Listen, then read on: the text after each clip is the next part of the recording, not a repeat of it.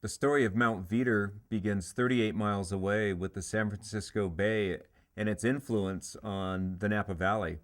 This is a great perspective because you can see how close Napa is to the ocean, and without that ocean effect, the Napa Valley would not be the great growing region that we know it to be today. In the summertime, we can see quite warm temperatures in the valley.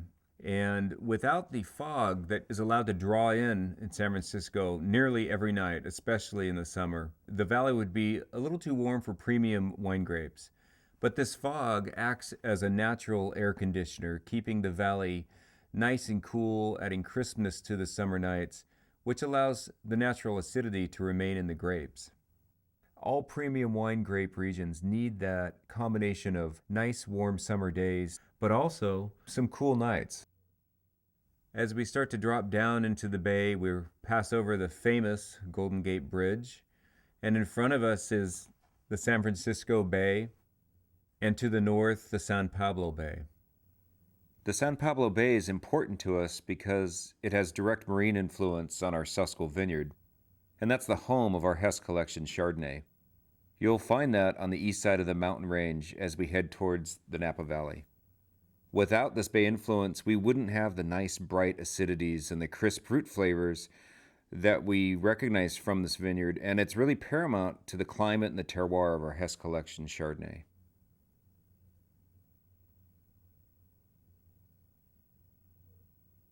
Now up there on the right is Howell Mountain, and just on the backside of Howell Mountain lays our Loamy Vineyard, where we grow Cabernet, Petit Syrah, and Sauvignon Blanc.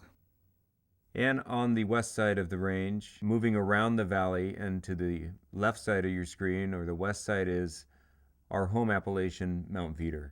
Mount Veeder was actually an old volcano, and it's the second highest peak in Napa Valley. The soil profiles that we work with up in the mountain are wide. As a matter of fact, we have more soil profiles than any other appellation in Napa, and it really makes it a unique place for growing Cabernet.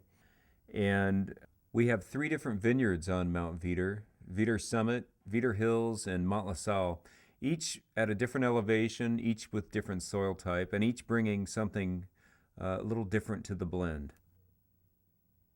Here's a shot of Veeder Hills, and you'll notice that we've planted just the ridgetops up on the mountain here because the soil is much thinner up there. We get great exposure to the sun, which is so essential in growing great red grapes to get nice full ripeness.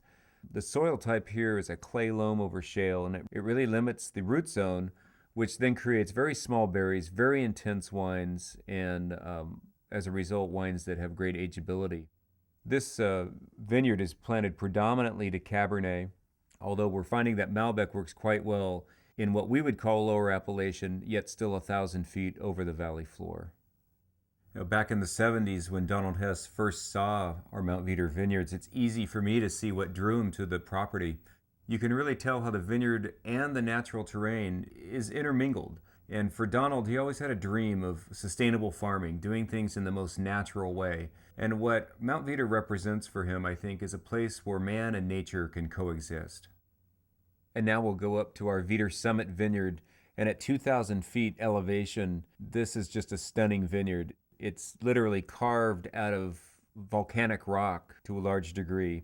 Most of the slopes here are facing to the south, which is very key because we need that nice element of ripeness from the sun exposure. Now that we're in our second generation of planting, in addition to Cabernet, we find that Syrah and Malbec and Merlot all flourish up here, and it's become the home of our 19 Block cuvée. I'd best describe 19 Block as a wine that reflects the unique terroir and the ruggedness of these vineyards. And when we blend the varieties together, we develop layers of flavor and complexity, and yet we're able to make a wine that's just softer on release. Also, what I love about these vineyards is the view. It's absolutely stunning. As we pan around, we see that the San Francisco Bay comes back into perspective, and on a clear day, you can actually see the towers of the Golden Gate Bridge. You know, these mountain vineyards aren't easy to farm, but what makes it all worthwhile is what winds up in the glass.